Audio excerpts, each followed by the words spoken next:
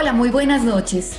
Soy la doctora Clara Saldarriaga y quiero darle la bienvenida a este resumen de lo mejor del Congreso Europeo de Cardiología del 2020. Esos son mis conflictos de interés y yo estoy segura que ustedes, al igual que yo, estuvieron inmersos en estos 4 días de muchísima información, donde se presentaron guías, artículos, perspectivas de expertos y estudios de investigación muy esperados. Definitivamente la pandemia nos ha cambiado incluso la manera de ver la ciencia y la manera de compartir los resultados de esta. Pero en la noche de hoy no quiero llenarlos de demasiada información. Por esta razón yo hice para ustedes mi selección personal de los estudios clínicos que desde mi perspectiva fueron los ganadores de este congreso. Y son los que ustedes pueden ver en esta diapositiva. Yo voy a detenerme en cada uno de ellos contándoles los detalles, todos esos aspectos que generaron discusión. Y lo más importante, desde mi opinión, si esto cambia o no la práctica clínica diaria. También voy a hablarles de un estudio clínico que nos dejó más preguntas que respuestas.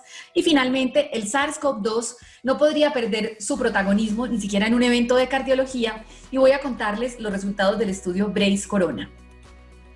Vamos a empezar entonces con uno de estos estudios, porque miren, las preguntas importantes que nos hacemos en la vida y específicamente en la práctica médica, cuando buscamos una respuesta importante, siempre terminan encontrándola. Y esa pregunta es si es mejor controlar el ritmo o la frecuencia en fibrilación auricular. A pesar de que llevamos cerca de 20 años en este debate, y a pesar de que muchos tenemos la sensación de que un paciente está mejor en sinusal que en fibrilación auricular, pues desafortunadamente los estudios no le habían dado la razón a este planteamiento. Sin embargo, en este congreso se presentaron los resultados de este estudio que se llama el EAST-AF-NET 4. Este es uno de mis estudios ganadores de este congreso, donde nuevamente se retomó esta pregunta. ¿Qué es mejor? ¿Controlar el ritmo o controlar la frecuencia? Miren ustedes lo que teníamos previo. En el 2012 habían publicado los resultados de este estudio, que se llama el estudio AFFIRM, donde se comparó el control del ritmo versus el control de la frecuencia. Y desafortunadamente no se logró demostrar que una de estas estrategias fuera superior a la otra. Pero posteriormente, en el 2019, sale este estudio tan esperado que fue el estudio Cabana, donde los pacientes se asignaron a aislamiento de venas pulmonares como estrategia del control del ritmo versus el uso de terapia farmacológica. Y nuevamente tuvimos una gran decepción porque este estudio no mostró tener un impacto en la mortalidad. Pero recuerden que los tiempos han cambiado, la ablación por catéter ha evolucionado y además tenemos nuevos antiarrítmicos. Y por esta razón, estos investigadores nuevamente plantean esta pregunta. ¿Qué es mejor? ¿Controlar el ritmo o controlar la frecuencia? Sin embargo, ellos involucran un elemento que a mi modo de ver es completamente innovador, y es que ellos hablan del concepto de fibrilación auricular temprana. Este estudio entonces incluyó pacientes que llevaban menos de un año en fibrilación auricular, que podía ser paroxística o podía ser permanente, y los asignaron al control del ritmo versus control de la frecuencia. El objetivo de este estudio era mirar si había un beneficio en la muerte, la presencia de eventos cardiovasculares, insuficiencia cardíaca o síndrome coronario agudo. Miren la población que incluyeron: pacientes mayores de 75 años que ya tuvieran una ACV, o pacientes que tuvieran 2 puntos del CHA2DS2-VASc o hipertrofia septal o una tasa de filtración glomerular por debajo de 60 mililitros minuto. Este es el diseño del estudio, 2.810 pacientes. Miren ustedes que en el grupo de control del ritmo se podrían utilizar fármacos o también ablación por catéter. Estos pacientes adultos tenían un dispositivo en el cual hacían transmisiones 2 veces a la semana a el médico tratante para verificar si el paciente estaba en ritmo sinusal o si el paciente estaba nuevamente en fibrilación auricular. Y de este lado tenemos el grupo control. Miren ustedes que este estudio logró demostrar que los pacientes tenían menos eventos cuando se asignaban al grupo de control del ritmo en comparación al control de la frecuencia. Incluso dentro de los componentes de ese desenlace primario se observó beneficio en la muerte de causas cardiovasculares, las hospitalizaciones por insuficiencia cardíaca o por síndrome coronario. Y adicionalmente, estos pacientes tuvieron una mejor calidad de vida. Entonces, miren ustedes que nuevamente empezamos a hablar de la importancia de mantener a los pacientes en ritmo sinusal. Este estudio entonces concluye que hay un beneficio en disminución del MACE en pacientes que tempranamente se asignan al control del ritmo, independiente de que esto se haga con fármacos o con aislamiento de venas pulmonares. La tasa de eventos adversos fue baja, fue inferior al 4%, y definitivamente una de las grandes preguntas es si es solo controlar el ritmo de los pacientes o si es una estrategia en la cual estamos vigilándolos, siguiéndolos y viendo la fibrilación auricular de una manera holística. Entonces, volviendo a mi pregunta más importante de estos estudios, ¿será que este estudio IS-AFNet4 nos cambia la práctica clínica? Yo pienso que sí, porque involucra un concepto muy interesante y es el de la fibrilación auricular temprana. Recuerden ustedes que esto no es para todos los pacientes. Estos pacientes tenían en promedio una aurícula izquierda de 4.7. Esto quiere decir, no tenían mucha enfermedad estructural, mucha miopatía atrial. Y adicionalmente, como ya les había mencionado, eran pacientes que llevaban poco tiempo en fibrilación auricular. Yo creo que el llamado de atención y el mensaje grande es que estos pacientes deben verse en centros donde se vea al paciente completo y se tome la mejor decisión. Pero si van a decidir mantenerlo en sinusal, definitivamente a estos pacientes les va mucho mejor si esta estrategia se implementa de manera temprana. Pasemos ahora a otro campo fascinante, y es el campo del tratamiento de la insuficiencia cardíaca. Tenemos entonces un nuevo estudio de un inhibidor del cotransportador de sodio glucosa tipo 2 en pacientes con insuficiencia cardíaca, independiente de que sean o no diabéticos. Miren qué sabíamos antes de este congreso respecto al beneficio de estos fármacos en la insuficiencia cardíaca. Hace un año se presentaron los resultados del estudio DAPA-HF en el Congreso Europeo en París. Y miren ustedes cómo en un grupo de pacientes con insuficiencia cardíaca con función reducida, principalmente clase funcional 2, se logró demostrar una reducción en el compuesto de la muerte, las hospitalizaciones o las visitas a urgencias por insuficiencia cardíaca. Pero este estudio además mostró disminución de la muerte por todas las causas y mejoría en la clase funcional de los pacientes y en la calidad de vida.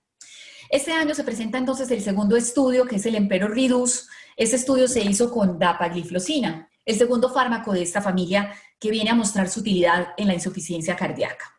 Este es el racional del Emperor Reduce. Recuerden que teníamos estudios con ISGLT2 en pacientes diabéticos con y sin enfermedad cardiovascular establecida, donde se había demostrado de una manera significativa y coherente entre los estudios una reducción en las hospitalizaciones por insuficiencia cardíaca y en los eventos renales en pacientes diabéticos.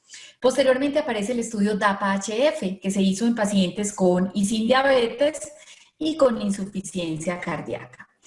Y ahora este estudio viene a contestar la pregunta si empagliflozina en comparación a placebo en pacientes que ya tenían toda la terapia farmacológica estándar de la insuficiencia cardíaca, incluyendo sacubitril/valsartán, si tenían un efecto importante en la reducción de eventos en pacientes con insuficiencia cardíaca con función reducida. Miren los detalles claves de esta población incluida en el Emperor Reduce. Clase funcional más frecuente, la clase 2. 75% de los pacientes. Fracción de eyección promedio, 27.7%. NT promedio, 1887. Estos dos valores, los pacientes del Emperor tenían menos fracción de eyección promedio que los del DAPA y más NT-proBNP en promedio. Tasa de filtración glomerular, 61, pero miren ustedes que hasta el 48% de los pacientes tenía una tasa de filtración glomerular por debajo de 60. La desviación estándar es 20, o sea que estos pacientes estaban entre 40 y 80. Uso de ARNIS, 18%. En el DAPA fue 10%. Y miren que la terapia médica de estos pacientes era excelente, buen uso de beta bloqueadores, antagonistas de la aldosterona y dispositivos de alto voltaje como el desfibrilador implantable. Estos son los resultados. Miren que el desenlace del Emperor es diferente al del DAPA. El DAPA incluía también las visitas a urgencias por insuficiencia cardíaca. Aquí solo estamos hablando de muerte y hospitalizaciones por insuficiencia cardíaca. El compuesto de estos dos eventos fue significativo a favor de empagliflozina, también las hospitalizaciones por insuficiencia cardíaca, pero no la muerte de causas cardiovasculares. Más adelante yo les voy a contar cuál es mi teoría de por qué estos pacientes no tuvieron un beneficio en la muerte cardiovascular. El otro beneficio que fue consistente en este estudio fue la protección renal, un menor deterioro en la función renal de estos pacientes. Y nuevamente, esto fue independiente de la presencia o no de diabetes. Quizá uno de los análisis más esperados fue este, y fue el subgrupo de pacientes con sacubitril/valsartán. Recuerden que de los estudios contemporáneos que hemos visto de insuficiencia cardíaca, si los comparan con el DAPA-HF, con el Victoria, este ha sido el que ha tenido un mayor número de pacientes con sacubitril/valsartán, que fue 18%. El análisis de subgrupo, que fue preespecificado de pacientes con y sin sacubitril/valsartán, mostró que independiente del uso de los ARNIs, se obtuvo un beneficio del uso de este medicamento. Y nuevamente, como ya les había mencionado, la protección renal es un hecho en los pacientes que recibieron este medicamento con un menor deterioro de la tasa de filtración glomerular. Pero miren ustedes qué interesante lo que ocurre cuando un paciente inicia un ISGLT2, y esto lo hemos visto en todos los estudios. Las primeras 2 a 4 semanas hay una reducción en la filtración glomerular y posteriormente ella se estabiliza y los pacientes deterioran menos la función renal. Esto es lo mismo que vemos con los IECAS, los ARAS, con sacubitril/valsartán. Son cambios transitorios iniciales que posteriormente derivan en una mejoría de la función renal y en una protección. Este estudio entonces concluye que empagliflozina en comparación a placebo reduce el compuesto de hospitalizaciones y muerte en pacientes con insuficiencia cardíaca, independiente del estatus glicémico. Y si lo ponemos en perspectiva y nuevamente en comparación con el DAPA-HF, como ya les había mencionado, son consistentes los beneficios en reducción de hospitalizaciones, reducción en el deterioro de la función renal. El único desenlace diferente fue el impacto en la muerte cardiovascular, que fue significativo en el DAPA, pero no en el EMPEROR. Y volvamos a mi pregunta, la más importante de este webinar, y es si esto nos cambia o no la práctica clínica. Yo creo que definitivamente sí, porque tenemos nueva evidencia que apoya el uso de los ISGLT2 como ese cuarto pilar del tratamiento de los pacientes con insuficiencia cardíaca. Y bueno, ¿cómo se explican estas diferencias en mortalidad? Existen varias teorías. La primera es, ¿será que existen diferencias entre los fármacos? Esto todavía no está muy claro y no parece ser la explicación más racional.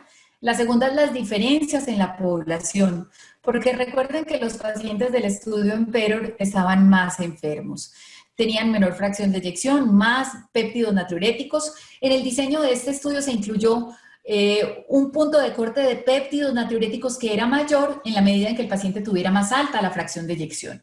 Y adicionalmente se utilizó un punto de corte diferente para pacientes con fibrilación auricular. La tercera pregunta es si existe un poder insuficiente para encontrar diferencias entre los grupos. Y finalmente, el uso de los ARNIs. Recuerden que estos pacientes en teoría estaban mejor tratados porque había un mayor uso de ARNIs. Pero esta es mi explicación.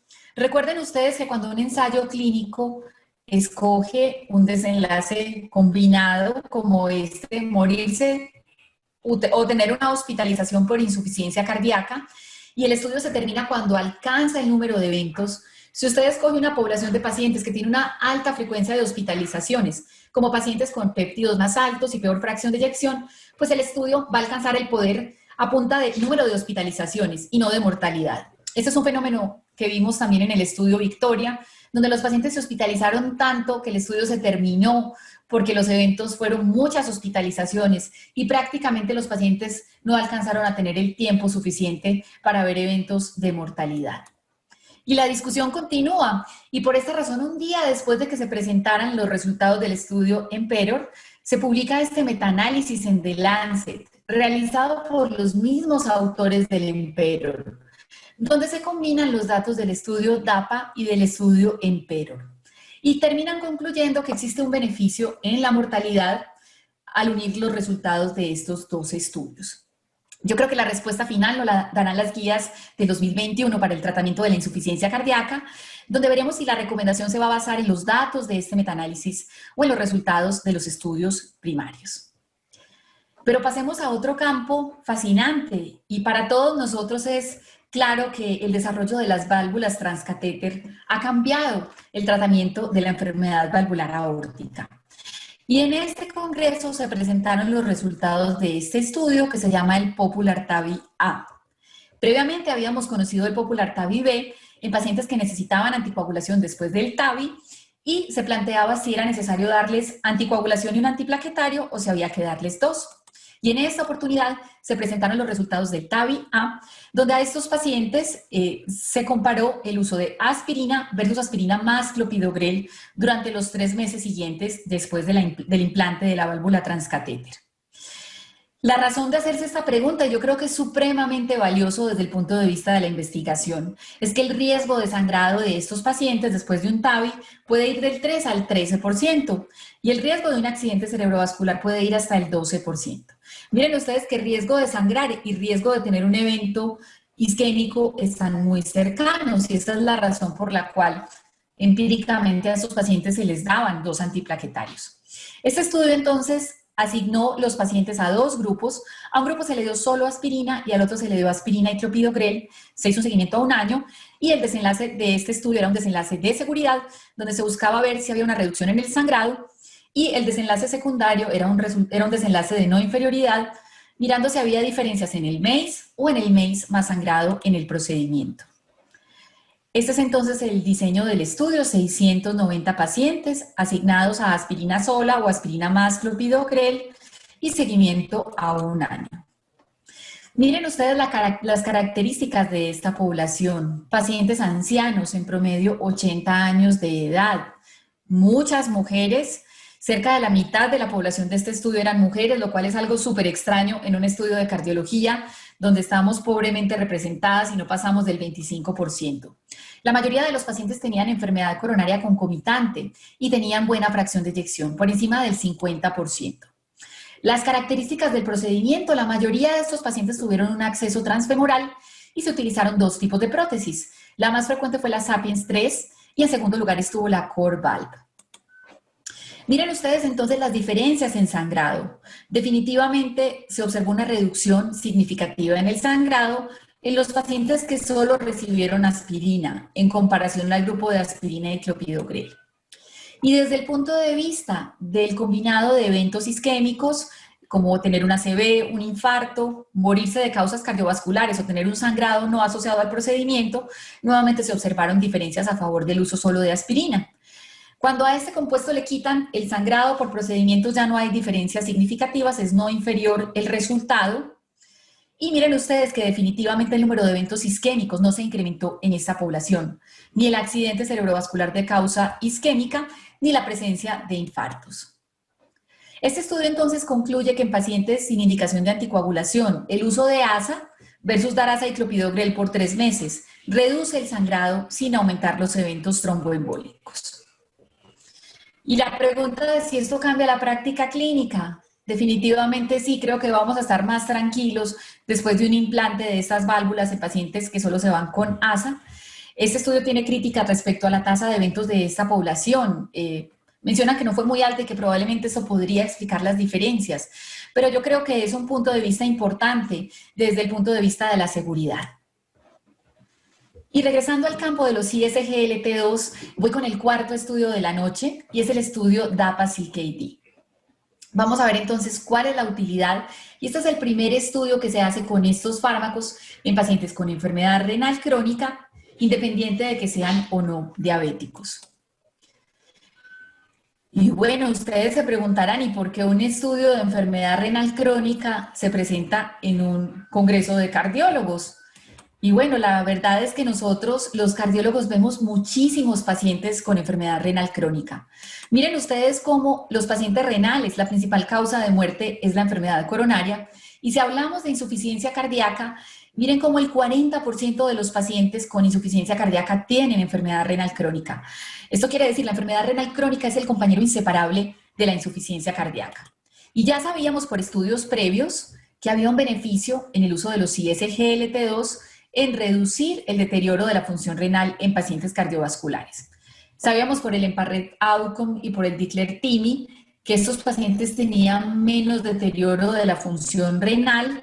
El CANVAS, que incluyó pacientes con tasa de filtración glomerular hasta, el CREDENS, que incluyó pacientes con tasa de filtración glomerular hasta 30, también mostró beneficios, y el CANVAS, Y finalmente en el DAPA-HF, que aunque fue un estudio de insuficiencia cardíaca, se logró mostrar que estos pacientes también tenían menos deterioro de la función renal.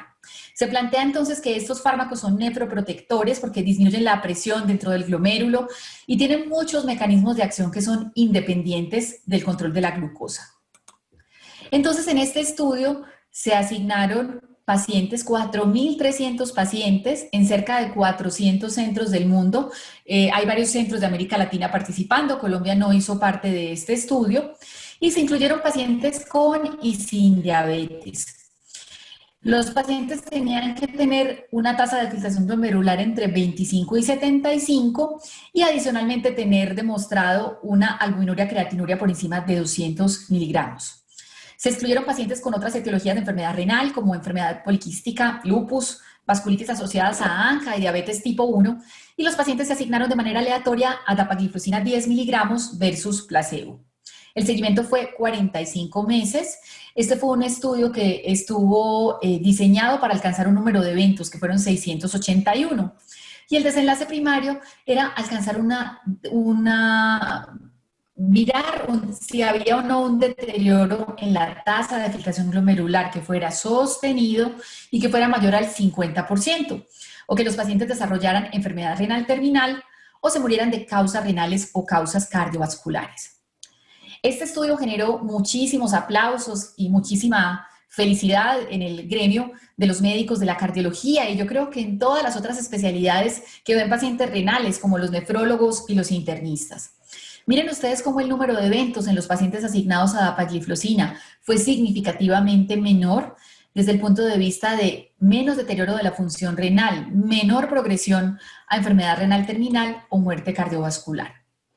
Pero si ustedes analizan el desenlace de la muerte de todas las causas, nuevamente se observó un beneficio a favor de dapagliflozina. Y nuevamente las hospitalizaciones por insuficiencia cardíaca más la muerte de causa cardiovascular, se observó una disminución significativa a favor de dapagliflozina. Miren que esto confirma lo que sabemos de los estudios previos de pacientes con diabetes y pacientes con insuficiencia cardíaca.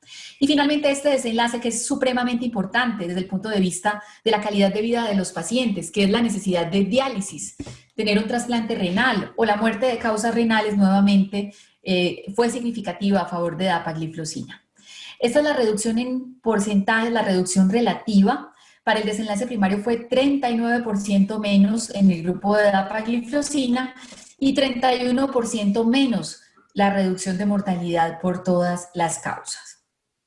En conclusión, este estudio nos muestra cómo dapagliflozina 10 miligramos reduce el riesgo de eventos renales en pacientes con enfermedad renal crónica, independiente o no de la presencia de diabetes.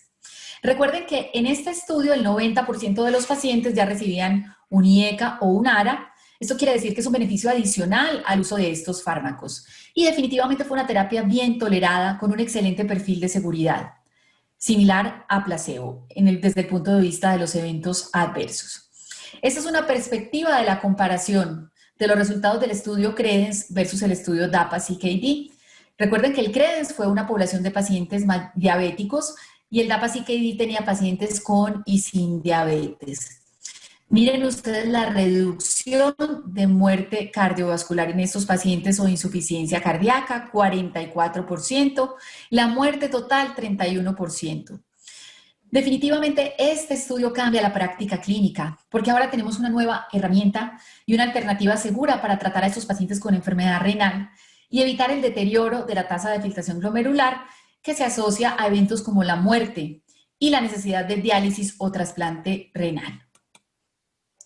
Y finalmente, este es el quinto ganador. Bueno, tengo un estudio más, pero lo tengo en una categoría diferente, y es el estudio COLCOT-2.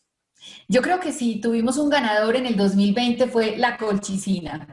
Fue algo así como la droga de moda porque pasó de ser un medicamento que se utilizaba para tratar solamente la artritis gotosa a ser una de las posibles alternativas salvadoras para los pacientes con infección por SARS-CoV-2. Pero además de todo esto, es una droga que ha mostrado tener beneficios desde el punto de vista de disminuir la inflamación en pacientes con enfermedad coronaria. Miren ustedes qué interesante, un estudio que fue patrocinado en Australia por una entidad gubernamental, una iniciativa de unos investigadores que hace tiempo piensan que ahí hay una vía importante en modular la inflamación en pacientes con enfermedad coronaria, termina mostrándonos unos resultados espectaculares. Recuerden que habíamos hecho previamente muchos estudios buscando tener la inflamación como objetivo en enfermedad coronaria. Habíamos hecho estudios con drogas que bloqueaban la interleuquina 1. Adicionalmente, fármacos que utilizamos como el metotrexate, anti-TNF-alfa, que utilizamos en enfermedades autoinmunes, habían fracasado tratando de mostrar su utilidad en pacientes con enfermedad coronaria. Sin embargo, este estudio tiene dos previos. Uno de ellos es el COLCOT, donde se le dio a pacientes después de un infarto agudo de miocardio una dosis baja de colchicina, que se define como 0.5 miligramos, y durante un tiempo de seguimiento se logró demostrar que estos pacientes tenían menos eventos. También se hizo el estudio LODOCO-1, un estudio que se hizo también en pacientes con enfermedad coronaria, pero que tenía algunos problemas de diseño, y por esta razón se diseñó el LODOCO-2, que incluyó pacientes principalmente en Australia y en Holanda, y los asignaron a recibir colchicina versus placebo a un grupo de pacientes que llevaba más de 6 meses después de su último evento coronario. Esto quiere decir que tenían una enfermedad coronaria estable que se podía definir por angiografía coronaria o por TAC de coronarias o por un score de calcio alto. Estos pacientes entonces se asignaron a estos dos grupos. Estas son las características de la población basal. Miren ustedes que en promedio tenían 65 años, más o menos el 12% de la población era fumadora, muchísimos hipertensos y la mayoría había tenido un evento coronario previo. Las medicaciones de base de estos pacientes, como pueden ver, el uso de antiplaquetarios en esta población, lo esperado para pacientes que llevan más de 6 meses después de un evento, el uso de estatinas en el 94% de la población. Y esto es algo supremamente importante porque este es un efecto que es diferente y aparte del efecto que se ve con la disminución del colesterol LDL. Es más, no se conocieron los resultados del colesterol basal de estos pacientes ni durante el seguimiento en el estudio, porque el objetivo no era modular todo lo relacionado con el control de los lípidos. Miren ustedes qué interesante los resultados de la disminución en el desenlace primario de la muerte de causas cardiovasculares, el infarto o el accidente cerebrovascular o la necesidad de revascularizarse por isquemia en el grupo de pacientes asignado a colchicina. Miren que hay una reducción significativa, una reducción relativa del 31% de eventos en estos pacientes. Este es el desenlace de la muerte, el infarto o el accidente cerebrovascular, nuevamente significativo a favor de colchicina, y la tasa de eventos adversos, que se las voy a mostrar aquí. Quizá una de las preguntas grandes era la seguridad del uso concomitante de este fármaco con dosis de estatinas de alta intensidad. Y miren ustedes que, sin embargo, la droga fue bien tolerada. Solo el 10% de los pacientes no fue capaz de entrar al estudio porque en las 4 semanas iniciales no toleró la colchicina.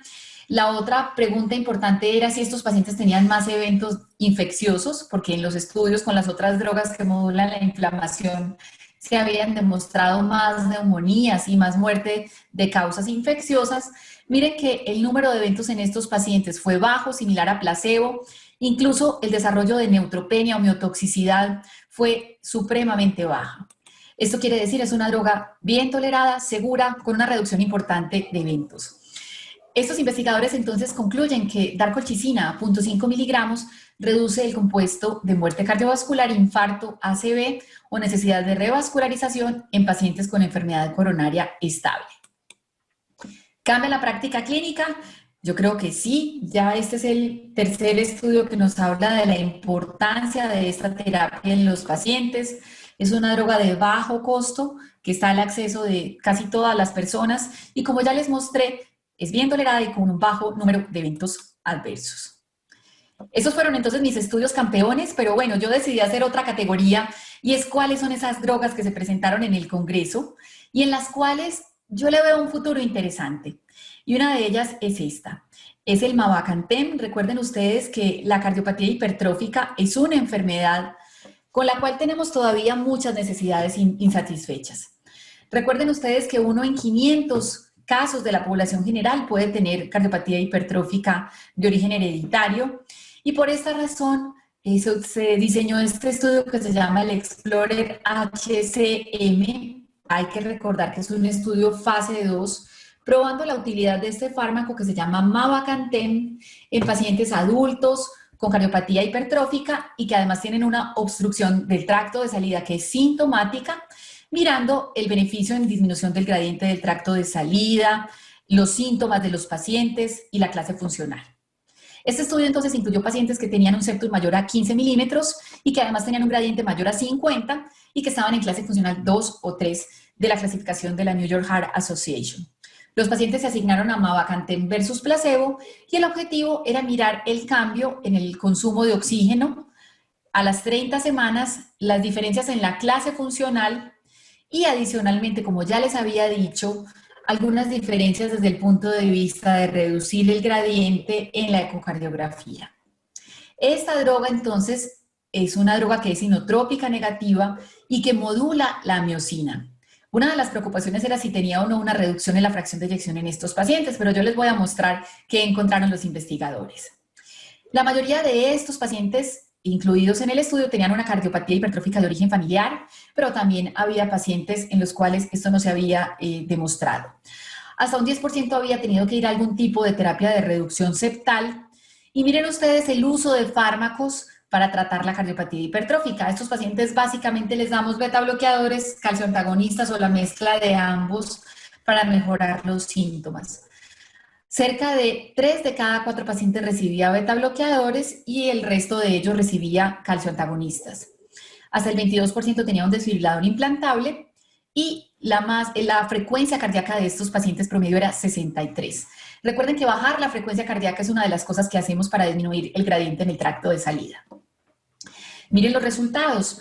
Esta droga demostró reducir de una manera importante y significativa el gradiente en el tracto de salida, con un aumento en el consumo de oxígeno de los pacientes y una mejoría desde el punto de vista sintomática.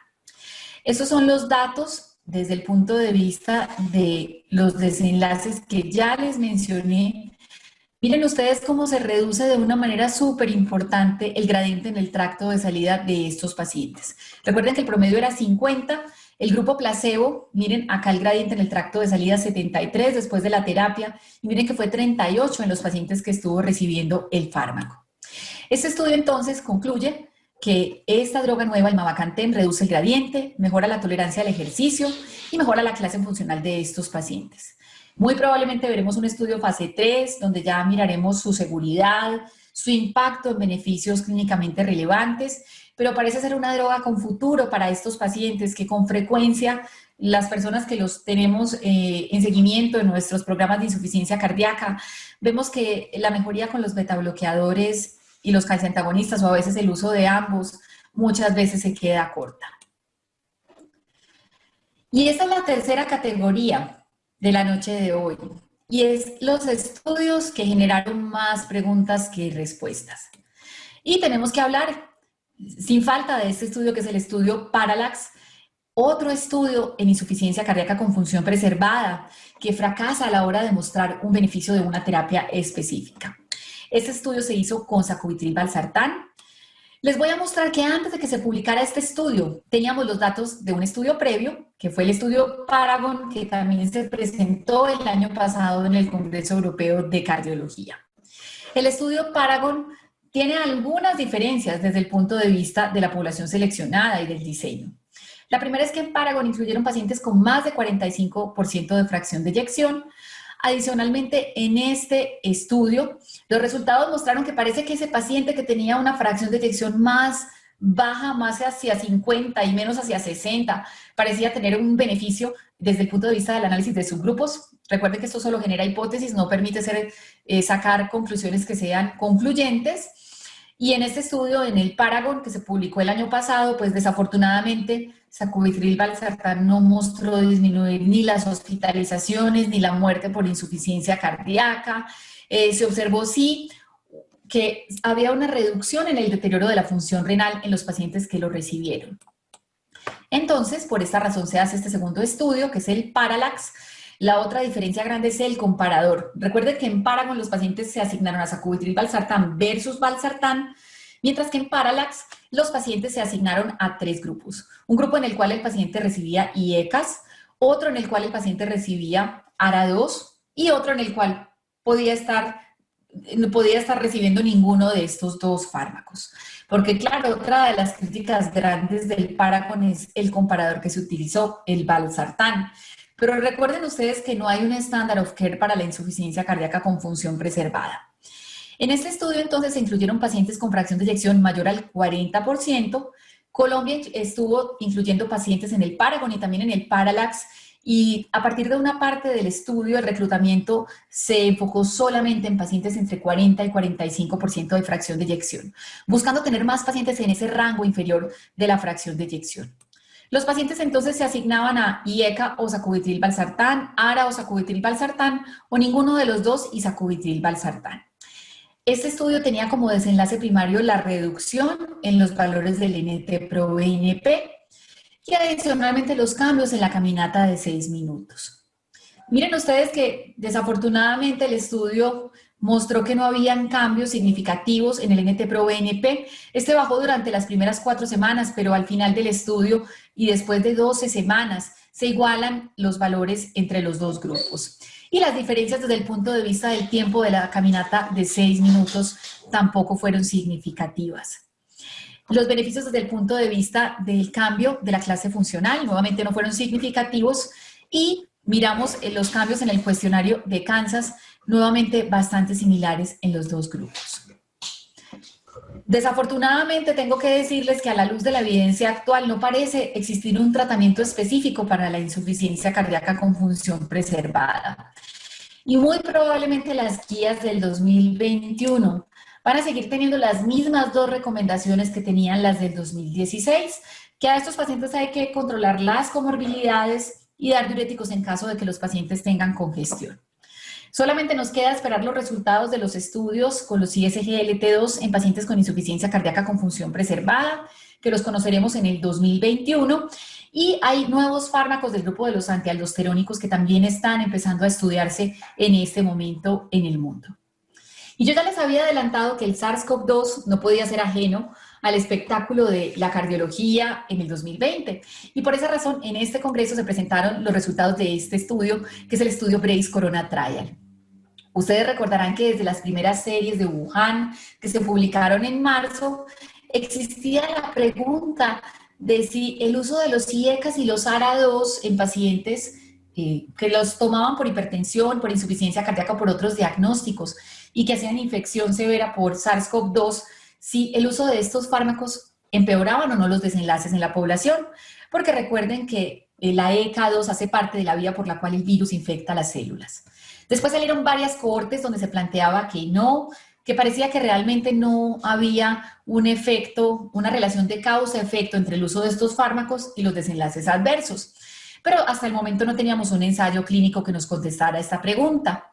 Y la Universidad de Duke, en cabeza del doctor Renato López, realizó este estudio en Brasil. Es el BRACE Corona Trial, donde se incluyeron pacientes con enfermedad moderada, leve o moderada por SARS-CoV-2, que eran hipertensos, excluyeron a los hipertensos resistentes y que consultaban por infección por el virus. A estos pacientes los asignaron a continuar la terapia con los IECAS o los ARA2 versus suspenderla.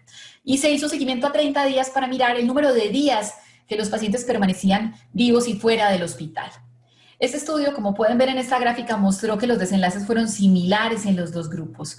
Esto quiere decir, a la luz de la evidencia del BRACE Corona Trial, no es necesario suspender ni los IECAS ni los ARAS en pacientes que tienen enfermedad por SARS-CoV-2 leve a moderada. El estudio tuvo muchas críticas, hablaban de que la población era joven, de que el número de eventos fue muy bajo, pero tengo que decirles que es la mejor evidencia disponible que tenemos hasta ahora.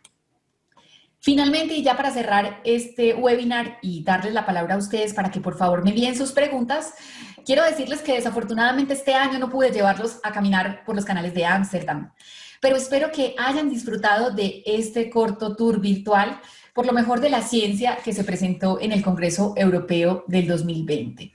Definitivamente el virus ha cambiado muchas cosas, no solamente la manera de relacionarnos con las personas, la manera en la que trabajamos, la manera en la que vemos la vida, sino también la manera en la que vemos y entendemos la ciencia. Muchas gracias. Voy a abrir por aquí el chat de las preguntas. Bueno, me están preguntando, vamos a ver. Bueno, hay una pregunta respecto a si el control del ritmo, si hay que tener en cuenta diferencias respecto a si el paciente es joven o es un paciente anciano. Esa es la primera pregunta que me hacen. Bueno, yo creo que definitivamente en pacientes jóvenes siempre estamos más inclinados a tratar de mantener esos pacientes en ritmo sinusal. Alguien más me pregunta acerca de la reducción de la tasa de la filtración glomerular con el uso de los ISGLT2 en comparación con placebo. Mencionan de si no sería más importante utilizarlo sobre todo en pacientes diabéticos con alto riesgo de daño renal. Bueno, yo les expliqué que los ISGLT2 disminuyen la presión dentro del glomérulo y recuerden que uno de los eventos iniciales en los pacientes que hacen nefropatía diabética es la hiperfiltración. Entonces, desde ese punto de vista, yo creo que es importante empezar este tipo de terapias de manera temprana y de esta manera vamos a ver un mayor beneficio. Alguien más me pregunta sobre el bajo uso de ARNI en los estudios de los pacientes con ISGLT2. Esta pregunta es del doctor Solón Navarrete. Definitivamente en todos los estudios contemporáneos es una vergüenza el porcentaje de uso de ARNIs. En el estudio Victoria 14%, 10% en el DAPA-HF, 18% en el estudio Emperor Reduce. Todos los autores lo que plantean es que esto solo refleja el uso de la vida real de esas moléculas. Yo creo que definitivamente cada vez tenemos más evidencia sobre los beneficios de sacubitril/valsartán y todos deberíamos hacer un esfuerzo en que más pacientes recibieran este tratamiento. Me preguntan también sobre la diarrea dentro de los síntomas gastrointestinales en el estudio de la colchicina. Bueno, en este estudio, para que el paciente pudiera entrar, tenía que pasar primero por un periodo donde tenían que estar seguros que tolerara el fármaco.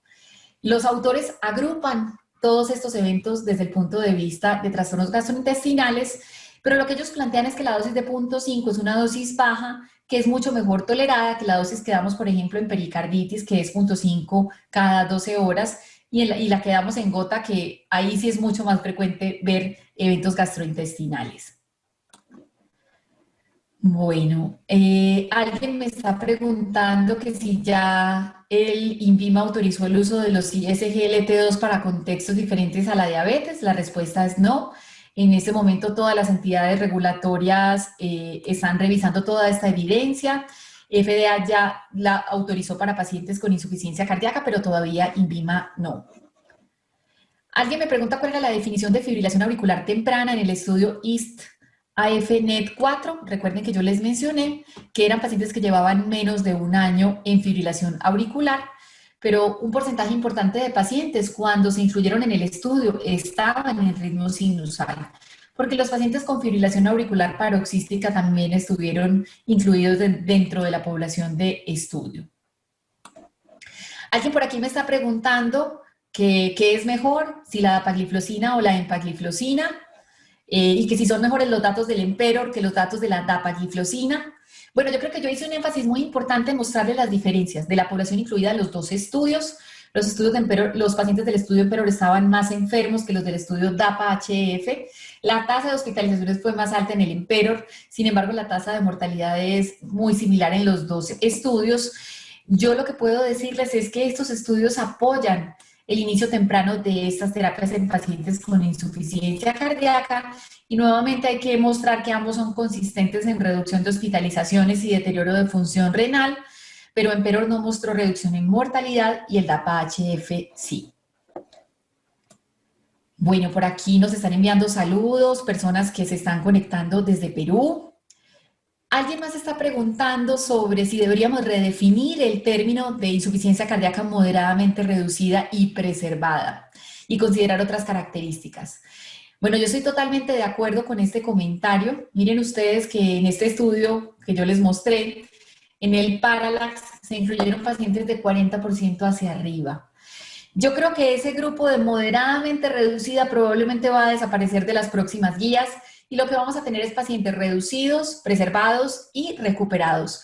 Porque realmente lo que más importa en estos pacientes que están ahora en rango medio es de dónde vienen. si son pacientes reducidos que se han recuperado, a los cuales no debemos suspenderles la terapia, o si son pacientes preservados que vienen deteriorándose, en los cuales tenemos que hacer un esfuerzo en identificar qué es lo que está causando el deterioro de la función ventricular.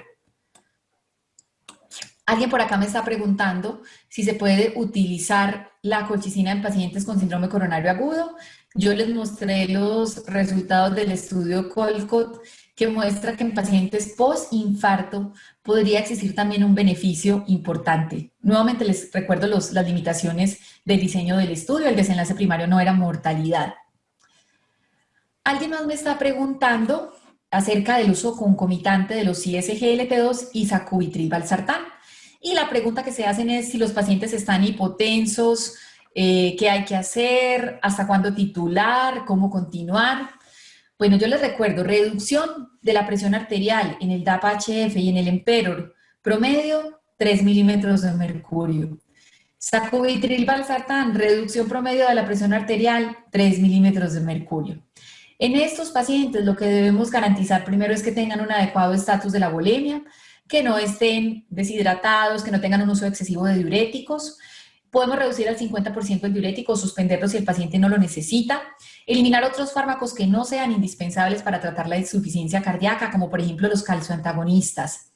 Y esa es otra pregunta muy buena que no la veo por aquí en el chat, pero que todas las personas se hacen, y es ¿qué es mejor? Si un poquito de un ISGLT2 y un poquito de sacubitril/valsartán, o si primero poner uno y si la presión lo permite poner el otro. Hay mucha discusión en este momento respecto a eso. Yo creo que son fármacos que actúan por vías diferentes, fármacos que tienen beneficios complementarios. Yo preferiría un poquito de cada uno y cada vez que el paciente venga a la consulta intentar titularlo, porque definitivamente son vías diferentes de acción y son mecanismos complementarios. Bueno, alguien por acá me está preguntando sobre las diferencias del uso para mantener el ritmo entre drogas versus ablación. A la luz del estudio que yo les mostré, las dos estrategias eran válidas para mantener al paciente en ritmo sinusal. Incluso la cardioversión eléctrica era una de las estrategias que se podía utilizar. Definitivamente, a la hora de hablar de ablación, yo creo que hay muchas cosas que tenemos que mirar en ese paciente. La probabilidad de que se mantenga en ritmo sinusal, qué tanta enfermedad estructural tiene. Y como ya les había dicho, la atriopatía o la enfermedad de la aurícula izquierda ahora es otro de los grandes protagonistas que tenemos en cardiología a la hora de decidir qué paciente se beneficia de intervenciones para tratar de mantenerlos en sinusal. Entre menos enferma esté esa aurícula izquierda, mejor le va a ir al paciente. Tengo una pregunta acerca de en qué momento se inician los ISGLT2 en insuficiencia cardíaca con función reducida y qué tratamiento debe tener o si se inicia desde el momento del diagnóstico junto a los IECAS y los betabloqueadores. Esa pregunta la hace Juan José. Yo creo que tenemos que remitirnos al diseño de los estudios clínicos, donde recuerden que los ISGLT2 se iniciaron en pacientes que ya recibían previamente betabloqueadores, IECAS, arazoarnis y el antialdosterónico. Esto quiere decir que muy probablemente esta sea la secuencia que nos vayan a recomendar las guías. Miren que los antialdosterónicos son un segundo paso, después del betabloqueador, el IECA o el ARA, a pesar de los grandes beneficios que tienen. Y es porque todos estos estudios han aparecido encima de lo que ya conocíamos que previamente servía para tratar la insuficiencia cardíaca. Pero Juan José, si ese paciente además de tener insuficiencia cardíaca es diabético, yo no dudaría en que estarían en la primera línea del tratamiento. Alguien más está preguntando que si un paciente diabético que está en metas desde el punto de vista de la hemoglobina glicosilada y recibe metformina, si se cambiaría la metformina para darle DAPA o EMPA. Yo creo que la respuesta es que yo adicionaría a la metformina DAPA o EMPA, porque recuerden que el control glucémico no es la única meta en los pacientes diabéticos. Es más, esto se ha revaluado muchísimo porque el enfoque actual es que a los pacientes diabéticos tenemos que reducirles los desenlaces cardiovasculares, el desarrollo de insuficiencia cardíaca y el desarrollo de diabetes. Y eso no lo vamos a lograr con la metformina, pero sí lo vamos a lograr con la adición de DAPA o EMPA a estos pacientes. Bueno, hay otra pregunta acerca de qué hacer primero, si dar la dapagliflozina o el sacubitril/valsartán. Creo que esto ya lo contesté. Alguien está preguntando acerca de la tasa de filtración glomerular por encima de la cual se utilizarían los ISGLT2 en pacientes que tienen enfermedad renal crónica. Entonces aquí tenemos que mencionar los puntos de corte de la filtración glomerular con los que se han incluido los pacientes en los estudios. Recuerden que con los primeros estudios, con EMPA-RED Outcomes, más de 45 de filtración, en el DECLARE-TIMI más de 60, después en el CREDENCE hasta 30 de filtración glomerular. En este momento están aprobados con pacientes que tienen más de 45 de filtración, pero con esta evidencia del DAPA-CKD, donde se incluyeron pacientes de más de 20 de filtración glomerular. EMPERO-REDUCE, más de 20 de filtración glomerular. Muy probablemente vamos a ver que la indicación de estos pacientes se amplíe a pacientes que tienen menor tasa de filtración glomerular. Alguien pregunta si el uso de dosis de sacubitril valsartán menores a las recomendadas sirve de algo. Tengo que ser honesta y decirles que conocemos los resultados de las dosis de los ensayos clínicos, 50 miligramos, 100 o 200 miligramos cada 12 horas. Veo muchas personas súper entusiasmadas con los resultados de la colchicina. Alguien está preguntando por qué Parallax no mostró disminución en la muerte cardiovascular. Bueno, yo creo que todos los estudios con función preservada han tenido un gran problema y es la definición de la población. Yo creo que esta es una enfermedad que no terminamos de entender, una enfermedad donde hay varios fenotipos y una enfermedad donde hemos vivido cambiando las definiciones. Si ustedes revisan la definición de los europeos del año pasado, no es la definición que utilizaron estos estudios, ni Parallax ni Paragon, que se basaron en la definición de las guías del 2016. Hay muchísima discusión respecto a si los péptidos natriuréticos son marcadores de eventos en pacientes con insuficiencia cardíaca con función preservada. Definitivamente parece ser que la regulación neurohumoral no es el blanco terapéutico en los pacientes con insuficiencia cardíaca con función preservada, donde parece predominar muchísimo más el fenómeno inflamatorio. Bueno, vamos a ver. Bueno, creo que hay muchísimas preguntas por acá ya similares. Bueno, alguien pregunta por la digoxina en insuficiencia cardíaca. Bueno, yo voy a tomar esta pregunta. Miren, definitivamente cada vez, si hay una droga que ha ido bajando peldaños en el escalón de las recomendaciones de tratamiento de la insuficiencia cardíaca es precisamente la digoxina. Porque cada vez tenemos más evidencia que muestra que esta droga no beneficia a pacientes en ritmo sinusal, tampoco en fibrilación auricular, y que cuando se inicia se aumenta el riesgo de muerte súbita en los pacientes que la utilizan. Esto lo sabemos por un subanálisis del estudio Augustus. Entonces, definitivamente ya la reservamos solamente para control de respuesta ventricular en pacientes difíciles. Y bueno, tengo que decirles que ya no se consigue en el país, tenemos un desabastecimiento, entonces cada vez vamos a estar más limitados para su uso. Alguien me pregunta si los datos del DAPA-CKD se pueden transpolar a beneficios de clase terapéutica en los ISGLT2. Bueno, próximamente conoceremos los resultados del EMPA-KIDNEY, que es un estudio que se hizo con empagliflozina, un diseño similar al del DAPA-CKD. Yo creo que este estudio nos va a contestar la pregunta del efecto de clase en pacientes con enfermedad renal crónica con y sin diabetes. Respecto a pacientes diabéticos, no hay duda, hay un beneficio de clase en reducción del deterioro de la función renal y también en hospitalizaciones por insuficiencia cardíaca. Donde hay diferencias es en el beneficio por la mortalidad. Y finalmente alguien por aquí pregunta sobre si sabemos algo de los ISGLT2 en pacientes con COVID. Si hay beneficio o no, no lo sabemos, pero sí existe la recomendación que en pacientes que se hospitalizan por enfermedad severa, por COVID, como por cualquier otro tipo de enfermedad en la cual el paciente esté inestable o esté críticamente enfermo, pues la recomendación es que todas las terapias que usamos para la diabetes orales se suspendan mientras el paciente recupera su estado basal. Y alguien más me está preguntando, y esa ya es la última pregunta del chat, creo que avanzamos a través de todas ellas y las contestamos, es si los ISGLT2 tienen algún beneficio desde el punto de vista de disminución en el remodelado reverso. Pues sí, ya tenemos los datos de un estudio que se llama EMPA-HEART, donde se mostró cómo estos pacientes tienen una regresión de la masa ventricular, que es uno de los resultados que se han observado en las drogas que tienen beneficios desde el punto de vista de remodelado reverso. ¿Y por qué me gusta tanto que Luis José me haya preguntado por el remodelado reverso? Porque hemos visto en todos los estudios recientes de cardiología que las drogas que inducen remodelado reverso también inducen beneficios desde el punto de vista de disminución de muerte y hospitalizaciones cardiovasculares, mientras que las que no cambian la mortalidad no reducen el remodelado reverso.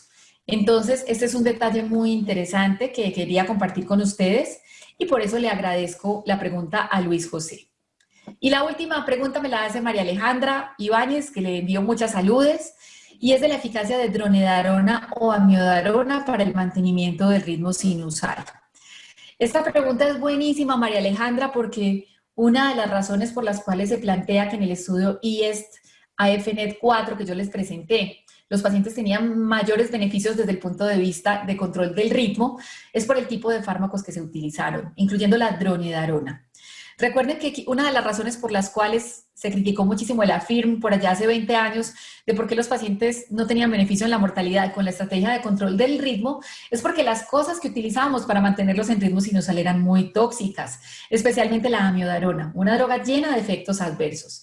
Entonces, definitivamente sí, es por el uso de dronedarona en estos pacientes es una de las razones por las cuales se plantea que hubo más beneficios en el grupo de mantenerlos en ritmo sinusal, pero recuerden que esta droga no se puede utilizar en pacientes con insuficiencia cardíaca. Bueno, muchas gracias para todos por habernos acompañado esta noche.